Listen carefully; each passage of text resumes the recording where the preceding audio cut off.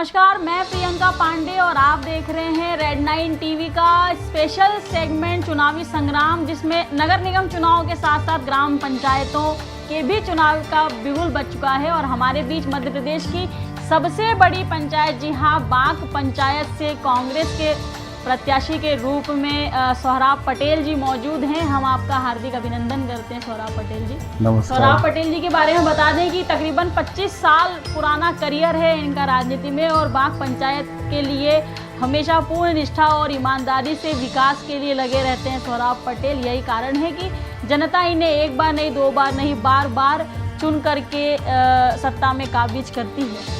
तो श्रृंखला शुरू करेंगे चर्चा की। सबसे पहले तो सोहराब जी, कैसी चुनौतियां रहती हैं, सत्ता रहती है भारतीय जनता पार्टी की और आप कांग्रेस पार्टी का प्रतिनिधित्व करते हैं बांक पंचायत में, तो चुनौतियां तो रहती होंगी, संघर्ष रहता होगा, काफ़ी सारी फाइलें बताया जाता है रुक जाती हैं, धीरे धीरे काम होते हैं, काम की गति बहुत धीमी होती है। मैं समझता हूं कि ये चुनाव के समय बीजेपी कांग्रेस की ज़्यादा भूमिका रहती है। चुनाव के बाद तो निश्चित एक काम करने की दृढ़ इच्छा आदमी के अंदर होती है, तो निश्चित ही काम होते हैं। हो सकता है कुछ 2-4 दिन, 8 दिन लेट हो जाए, मगर काम होता है। अगर आदमी इच्छा से करे तो काम, कोई सी भी सरकार हो, कोई सी भी पार्टी हो, काम निश्चित होते हैं। अगर आदमी ठान ले तो बिल्कुल काम होता है। तकरीबन 20,000 मतदाताओं वाला है ग्राम पंचायत आपका बांक पंचायत। अगर बात की जाए, एरिया भी काफ़ी बड़ा माना जाता है। ऐसे में बोला जाता है कि गांव पंचायत को लेकर के राशि अच्छी आती है डेवलपमेंट को लेकर के, तो कई बार भ्रष्टाचार के भी बहुत सारे आरोप लगते हैं सरपंचों के ऊपर कि राशि का गबन कर लिया है, काम अच्छे से नहीं हो रहा है, विकास अच्छे से नहीं हो रहा है। क्योंकि ये तो काजल की कोठरी है, एक बार घुसे तो दाग लगना तो खैर लाजमी भी है। तो इन सब चीज़ों से कैसे बाहर निकल के गाँव के विकास के बारे में सोचते हैं? मैं समझता हूं कि जिस तरीके से भी पिछले कार्यकाल में ग्राम पंचायत बांक में जो काम हुए हैं, मैं समझता हूं कि अद्भुत काम हुए। और ऐसे दौर में जहां भारतीय जनता पार्टी की सरकार काबिज है और मैं कांग्रेस से का प्रतिनिधित्व करता हूं, और सबको मालूम है कि कांग्रेस की बड़ी पंचायत है, मगर जिस तरीके से वहां इस बार विकास हुआ है, मैं समझता हूं कि विकास की गंगा बही है ग्राम पंचायत बांक में। पिछले कार्यकाल में मैं समझता हूं कि हमने कम से कम 100 सड़कें अभी बनाई हैं वहाँ पे बांक में, और सड़कों के साथ साथ पूरे क्षेत्र का जो विकास है वो हमने लगातार करने का प्रयास किया है और खूब हमने इस बार अद्भुत काम किए हैं। इसमें कई सौगातें ग्राम पंचायत बांक को दी है हमने। अच्छा, बार बार हर बार चाहे बात प्रदेश के मुख्यमंत्री की जाए या देश के प्रधानमंत्री नरेंद्र मोदी की बात की जाए कि लगातार गाँवों को समृद्ध बनाने के लिए बात कही जाती है इनके द्वारा कि गाँव को सक्षम करना है, ग्रामीणों को समृद्ध बनाना है, आत्मनिर्भर बनाना है। तो क्या जो शासकीय योजनाएं रहती हैं उनसे गांव के लोगों को जोड़ने के लिए आप किस प्रकार से माध्यम बनते हैं, किस प्रकार से प्रयास करते हैं? ऐसी कौन कौन सी योजनाएं हैं सरकार की जिससे आपने लोगों को जोड़ा और लाभान्वित किया? सही मायनों में तो ये जो मेरा 5 बार का कार्यकाल है, इसमें सबसे महत्वपूर्ण अगर मेरी को रोल रहता है तो वो गरीबों की जो शासन की योजनाओं से उनको जोड़ना। शासन की योजना मतलब जैसे कई मूलभूत, प्रधानमंत्री आवास हो, चाहे पेंशन की योजना हो, चाहे गरीबों को मिलने वाला जो फ्री राशन हो और लाडली लक्ष्मी योजना हुई, ऐसी अनेक योजना जिसको मैं खुद गरीबों के मैं खुद देखता हूँ और इस काम को मैं अंजाम देता हूँ। इसी कारण आज मैं 25 बरस होने के बाद भी आज राजनीति में मैं समझता हूँ संघर्ष मेरा जो जारी है, उसका सबसे अगर कहीं वो देता हूँ मैं तो मेरा जो ये काम है इसको देता हूँ मैं। तकरीबन 15,000 मुस्लिम माइनॉरिटी के वोट माने जाते हैं आपकी क्षेत्र में, साथ ही 5,000 हिंदू वोटर हैं आपके यहाँ पर। तो ये धार्मिक सामंजस्य कैसे बनाते हैं? मान लीजिए अपने समाज के लोगों के लिए तो काम करना ही है, आपके धर्म का ध्यान तो आपको रखना ही है, परंतु जो 5,000 पब्लिक वहाँ हिंदू वोटर जो हैं उनका ध्यान कैसे रखते हैं? मान लीजिए जितने धार्मिक प्रयोजन होते हैं, भजन भंडारे होते हैं, या मान लीजिए नवदुर्गा होती हैं, गणपति उत्सव होता है, तो क्या ये धर्म का भेदभाव छोड़कर आप हिंदू रीति रिवाजों में, हिंदू सांस्कृतिक कार्यक्रमों में भी अपनी हिस्सेदारी रखते हैं? मैं समझता हूँ कि मेरे लिए सबसे बड़ी सौभाग्य की बात है कि वहाँ मैं हर समाज के धार्मिक जो भी आयोजन होता है उसमें पूरी ताकत से मैं उसके साथ खड़ा रहता हूँ जी। और सभी धर्मों का सम्मान करता हूँ। सभी धर्मों में बढ़ चढ़कर मैं हिस्सा लेता हूँ, चाहे नवदुर्गा उत्सव हो, चाहे गणपति जी का उत्सव हो या जो भी भंडारे हो, सब में कहीं ना कहीं मैं खड़ा रहता हूँ और मेरा सहयोग रहता है। जैसे कई बच्चियाँ हमारे पंचायत क्षेत्र में जो गरबा करती हैं, उनके इनाम से लेके सारी व्यवस्था मैं समझता हूँ कि मैं करता हूँ। और सारे लोग उस कार्यक्रम में मुख्य अतिथि के रूप में मेरे को बुलाते, ये मेरे लिए बड़े सौभाग्य की बात है और मैं लगातार उनके सुख दुख में उनके साथ खड़ा रहता हूँ। ये तो हर्ष का विषय है कि आप दोनों ही धार्मिक समुदाय के लोगों के बीच में सामंजस्य बनाने में, संतुलन बनाए रखने के लिए एक सेतु का काम करते हैं और दोनों ही समुदाय की धार्मिक भावनाओं का आप ध्यान रखते हैं।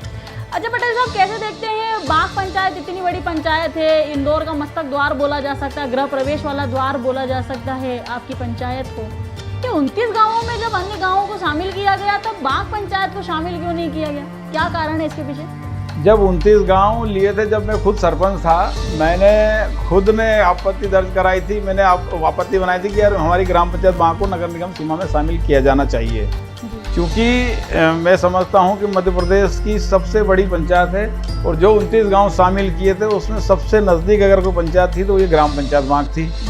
मगर कहीं ना कहीं राजनीति का हम शिकार हुए, जिसके कारण आज हमारी ये ग्राम पंचायत ही है। नहीं तो मैं समझता हूँ कि 20,000 मतदाता उस समय मेयर का चुनाव हुआ था जी। तो पंकज संघवी जी बहुत कम अंतर से हारे थे। तो अदर ये लगा कि अगर ग्राम पंचायत बाघ जुड़ती है तो मेयर की सीट चली जाएगी। इसको देखते हुए हम राजनीति का शिकार हुए, अन्यथा सबसे 29 गांव में सबसे प्रायोरिटी हमारी बनती थी कि हम नगर निगम में शामिल हुए। जहां सब सरपंच विरोध कर रहे थे, उस दौर में मैंने खुद ने लिख के दिया था कि हमारे गांव को शामिल करो। अच्छा, तकरीबन 1 लाख जनसंख्या बोली जा सकती है, 20,000 मतदाता हैं, तकरीबन 80,000 लाख समथिंग आपके वहाँ के रहवासी हैं बाघ पंचायत के। और अगर वहाँ के लोगों की दैनिक आय पर हम जाएं, बहुत ही लोअर इनकम क्लास ग्रुप आपके वहाँ पर रहता है, जो रहवासी है बहुत मतलब रोज़ कमाता है और रोज़ खर्च करने वाले लोग आपके वहाँ ज़्यादा हैं। तो ऐसे में आर्थिक रूप से किस प्रकार से आप सपोर्ट करते हैं? और ख़ास करके कोविड का जो दौर था, जब सभी कामकाज ठप पड़े हुए थे, शुरुआत का कोविड वाला जो काल रहा, जब किसी को पता ही नहीं था कि ये बीमारी कैसी है, तब आपने लोगों की जिस प्रकार से मदद की, राशन संबंधी मदद हमने देखा कि आपने लोगों की घर घर आपने राशन वितरित कराया, एक प्रॉपर किट बनाई जिसमें राशन, जो जरूरी राशन होता है वो आपने घर घर वितरित करवाया। वो कितना चुनौतीपूर्ण समय था आपके लिए, कोविड वाला जो दौर था? मैं समझता हूँ कि ईश्वर ना करे फिर ऐसा कोई समय दौर आए, मगर जो भी दौर था बड़ा कठिन दौर था।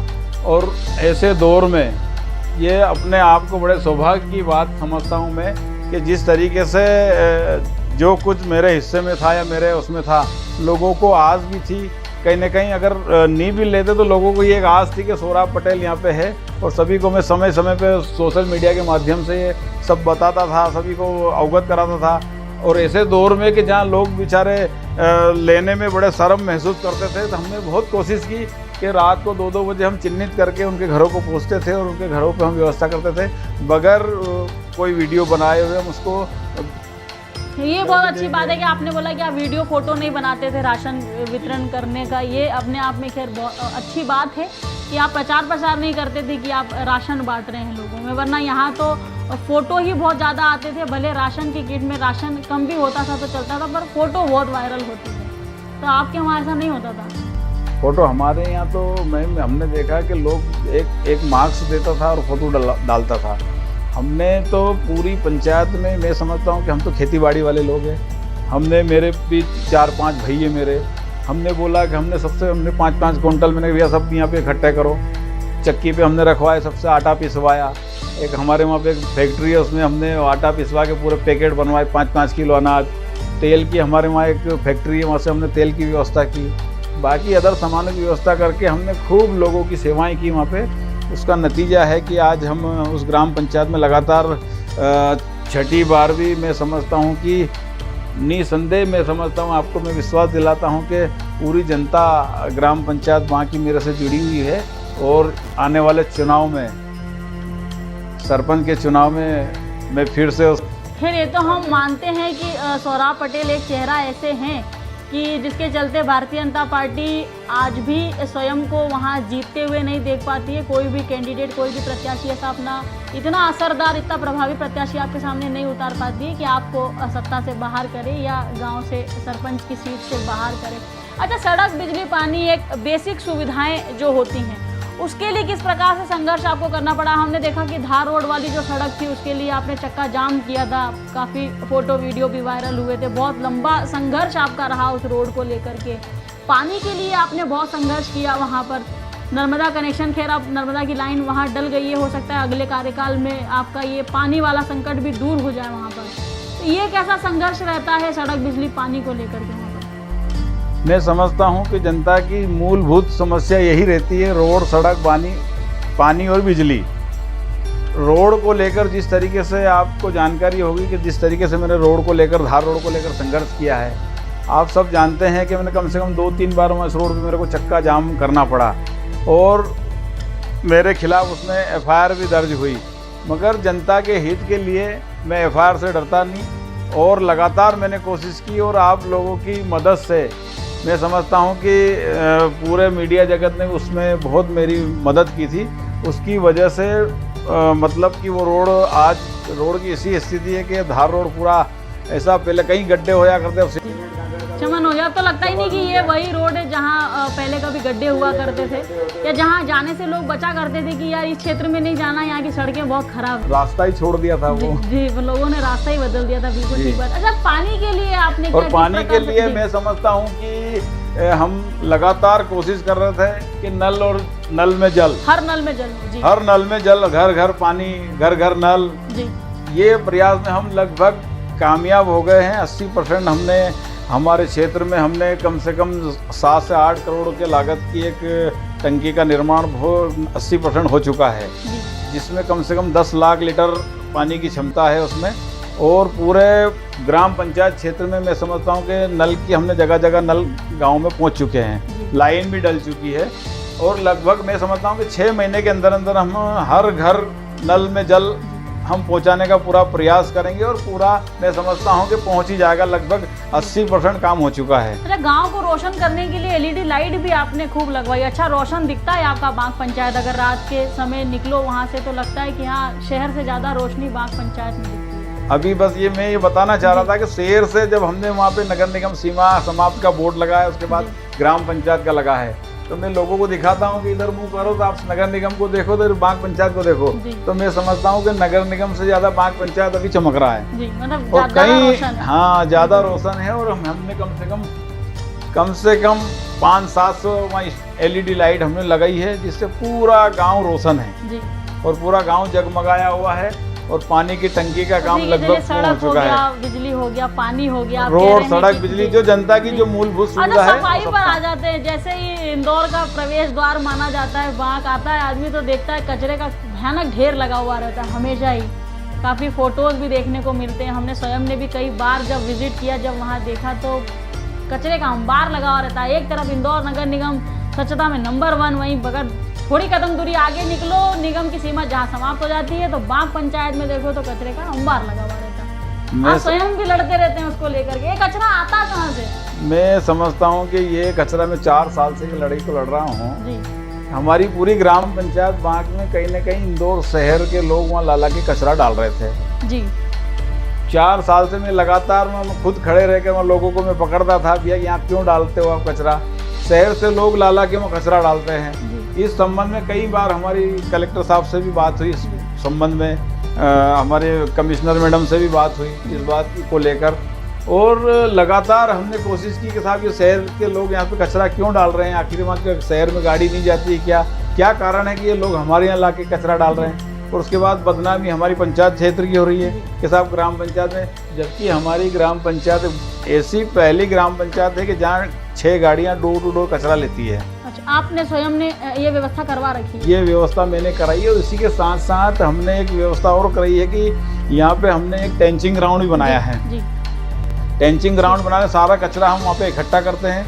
वहाँ पे हमने 10 महिलाओं को जो रोजगार भी दिया, वो महिलाएं वहाँ पे उसमें सब गीला सूखा अलग चटनी सब करके हमने वो बना रखे हैं और उसको फिर हम गठरी बना के उसको वहीं से स्पॉट से उसका हम वो करके उससे आय भी पंचायत ग्राम पंचायत को हो रही है।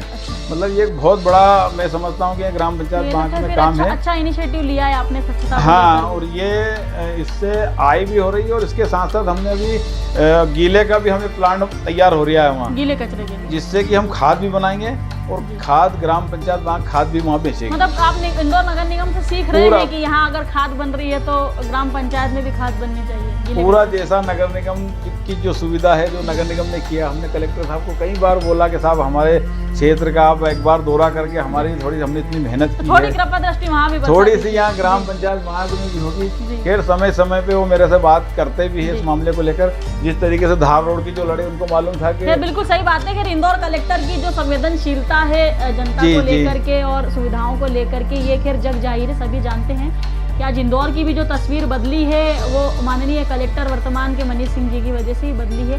अच्छा, नया क्या करने वाले हैं? जो आप कर चुके हैं वो तो जग जाहिर है, आपकी जनता भी जानती है कि जो आपने कर दिया है। अगर वास्तव में फिर से जनता आपको चुनती है, वापस से अगर आप सरपंच बनते हैं बांक पंचायत के, जी, तो नया क्या, नई सौगात कौन सी देंगे? मैं नई सौगात तो देखो, मेरा सबसे महत्वपूर्ण पहला कदम होगा कि मैं हमारे ग्राम पंचायत बांक की सारी बच्चियां शिक्षित हो। सबसे पहला मेरा प्रयास ये रहेगा कि हमारे ग्राम पंचायत बांक की बच्चियां शिक्षित हो, हमारे ग्राम पंचायत बांक में हाई स्कूल हो। इसके साथ साथ जिस तरीके से इंदौर शहर स्वच्छता में 5 बार नंबर 1 आया है, मेरा सबसे पहला प्रयास होगा कि आपकी गांव भी जो है ग्राम पंचायत बांक भी स्वच्छता में नंबर 1 आना चाहिए। ये हमारा प्रयास रहेगा, क्योंकि जिस तरीके से जो धार रोड की मैंने सफाई की है उससे कलेक्टर साहब से लेके कमिश्नर साहब से लेके पूरा प्रशासनिक अमला उसमें मेरे को खूब दाद मिली है, खूब सपोर्ट किया। और उनने देखा कि एक बहुत खतरनाक जो काम था वो मैंने अपने हाँ बड़ा मुश्किल काम था, उसको मैंने रात भर मैंने चौकीदारी खुद खड़े रह के देखा, हमने कई बार वीडियोस भी आपके वायरल हुए। मैं रात को 2 बजे तक मैं वहाँ रहता था और सुबह 6 बजे वहाँ फिर पहुँच जाता था और कई लोगों को मैंने पकड़ा और चालानी कार्रवाई चालू करी। और कलेक्टर साहब ने मेरे को बोला कि जितनी गाड़ियाँ खड़ी है पुरानी, मैंने भी उठा के उनको पंचायत घर में ट्रेंचिंग ग्राउंड में रखवा दी। उससे भी वो गाड़ियाँ उठाई, उससे भी हमने 1500 की उनकी भी रसीद काटी। कहीं हमारे को कलेक्टर साहब का जो सपोर्ट था वो बस इतना सपोर्ट चाहिए था, वो उनने दिया और हमने उससे उसके पूरे तो काम अच्छे से हो गया, पूरे खरे भी उतरे हमने। उनने जो बोला था कि थोड़ा भी ये कचरा है, ये गाड़ियाँ हैं, सब हटाओ और उठाओ और ले जाओ, तो हमने सब ये व्यवस्था करी। तो ये आज धार रोड में समझता हूँ कि कहीं भी चले जाओ, खंडवा रोड ले लो, चाहे कोई सा भी रोड ले लो आप, धार रोड की आज जो चमक आपको दिख रही है, मैं समझता हूँ कि वही चमक आज मेरे चेहरे पे चमक है। अच्छी बात है कि ये आपकी एक अच्छी राजनीति सोच बताती है, आपकी जनता के प्रति निष्ठा को उजागर करती है। अच्छा, आपने बोला कि बच्चों को शिक्षित करना चाहते हैं, अभी स्कूल है ना वहाँ पे बांक पंचायत में? कितने स्कूल है? मैं समझता हूँ कि पहली ऐसी ग्राम पंचायत है वहाँ पे 3 शासकीय स्कूल है जी। हर पंचायत में एक शासकीय स्कूल होता है, मगर पहली ऐसी पंचायत है जहाँ 3 अलग अलग डाइकोस के 3 सरकारी स्कूल है वहाँ पे, और बहुत अच्छे से चल रहे हैं वहाँ पे स्कूल। और कहीं हमारी जो गरीब जो बच्चियाँ पढ़ने नहीं जाती थी वो सब शिक्षित हो रही है वहाँ पे, पढ़ने जा रही है। और मैं हर उसमें झंडा वंदन का गणतंत्र दिवस हो, चाहे जो भी त्योहार राष्ट्रीय पर्व होता है, मैं सारे स्कूलों में मैं वहाँ पे झंडा वंदन करता हूँ। जो बच्चियाँ वहाँ पे पढ़ के जो अपने सामने जो परफॉर्मेंस देती है, मैं समझता हूँ उससे मैं भी बड़ा बाग होता हूँ कि हमारे गरीब तबके में और ये इतनी बच्चियाँ इंग्लिश में जो बात करती है तो बड़ा प्रसन्नता मिली और बहुत अच्छे मैंने इसको लेकर शिक्षा को लेकर काम किया। बच्चियों को शिक्षित करने के लिए तो खैर आपको ये तो शुरुआत है, और प्रयास करना चाहिए, हाई स्कूल भी लेकर के आना चाहिए, मतलब सरकार से मंजूरी दिलवानी चाहिए। अच्छा, ऐसा कोई टोल फ्री नंबर वगैरह भी सोच रहे हैं ताकि जनता आपको फ़ोन ना लगाए, आपके कार्यालय के चक्कर ना काटे, और लोगों को सुलभता से कोई एक प्रॉपर नंबर हो जाए जिसपे लोग शिकायत करें कि हमें इस बात की समस्या है और इसका निराकरण होना चाहिए? ऐसा कुछ कोई योजना बनाई? मैंने हमारे मैनिफेस्टो में लिया है इस बार की, जिस तरीके से सीएम हेल्पलाइन चल रही है जी। हमारे ग्राम पंचायत में भी हम सरपंच हेल्पलाइन के नाम से एक हेल्पलाइन चलाएंगे जी, जिससे कि आम जनता की, मैं समझता हूँ कि वहाँ 1 लाख से ऊपर जनसंख्या है और सब लोग पंचायत से में आना मतलब नामुमकिन काम रहता है, क्योंकि लोग बेचारे गरीब रहते हैं, काम करने वाले रहते हैं। और मैं समझता हूँ कि जो सोशल ये मोबाइल पे और उस पर आदमी सुबह शाम कहीं ना कहीं अपनी बात को बिल्कुल रख सकता है। जी। तो हम एक टोल फ्री नंबर भी पंचायत में रखेंगे, एक आदमी हम नियुक्त करेंगे वहाँ पे कि डेली सुबह से लेकर शाम 5 बजे तक भैया कितने लोगों का कॉल आया, और उस पर जो हाथों हाथ होने जैसी समस्या उसका हाथों हाथ निराकरण करेंगे। कहीं जैसी दिक्कत हो रही तो 15 दिन का हम समय लेंगे, 15 दिन में अगर बड़ी से बड़ी भी समस्या हो तो उसका निदान हम निराकरण करेंगे। सीएम हेल्पलाइन में करने से पहले आम जनता को हम सबको सूचित करेंगे कि सीएम हेल्पलाइन के पहले हमारी हेल्पलाइन में आप शिकायत करो, अगर यहाँ काम नहीं हो तो आपको सीएम हेल्पलाइन में जाना पड़ेगा। पटेल साहब, आमतौर पे ग्रामीण क्षेत्रों में नशा बहुत ज़्यादा देखा जाता है क्योंकि साक्षरता का स्तर बहुत कम है, लोग जो थोड़े से कम एजुकेट रहते हैं शहरों के तुलना में। तो क्या बाग पंचायत में भी नशा खुलेआम बिक रहा है या नशे के आदी हैं लोग आपकी पंचायत में भी? मैं समझता हूँ कि ग्राम पंचायत ऐसी एक पंचायत है जो शहर से सटी हुई पंचायत है, और बाग पंचायत, और जहाँ पर गरीब तबका रहता है और मैं मजदूरी करने वाला तबका रहता है, और 25 से 30 साल मेरे को वहाँ पे हो गए हैं। मैंने वहाँ पे किसी प्रकार की कोई कलाली वहाँ पे खुलने नहीं दी। नशे के कारोबार वाले कोई वहाँ पे कभी आज तक आपने भी देखा होगा, कोई मीडिया के माध्यम से भी या कि पुलिस प्रशासन ने छापा मारा, ऐसा कोई नशे का कारोबार वालों को भी हमने वहाँ पनपने नहीं दिया।